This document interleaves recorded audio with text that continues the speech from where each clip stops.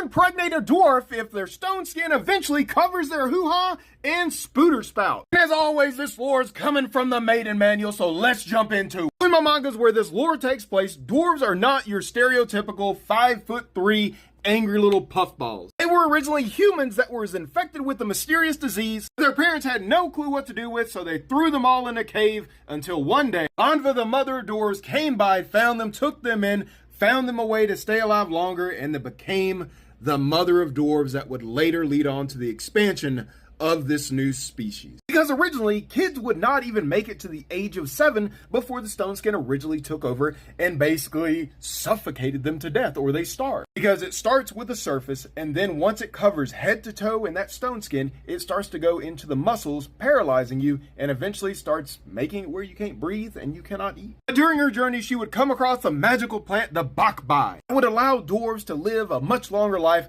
similar to humans up to the age of around 60, which is when they unfortunately will paralyze, because the thing slows it down, but it doesn't stop the actual disease. But the thing, as dwarves age, the stone skin slowly goes from their legs all the way up into their groins and their little nibbly bit, eventually turning this situation into a kill shot. So if dwarves are good and they take the bakbai all through their life, around 30 is when the bakbai will get to their groins and their anus. But before it takes over those orifices, the doctors will go in and conduct something called a plorkin plug. A plorkin plug is simply they put a device in the urethra and into the hoo-ha and into the bum to allow the stone skin to basically go over it while still letting the orifices be open so they can urinate, defecate, and so when they're not in use, they put a little cap on that little tube. Unfortunately, with the dwarves, once stone skin takes over your groin, you're pretty much done. You're not having kids. If a female dwarf does get pregnant,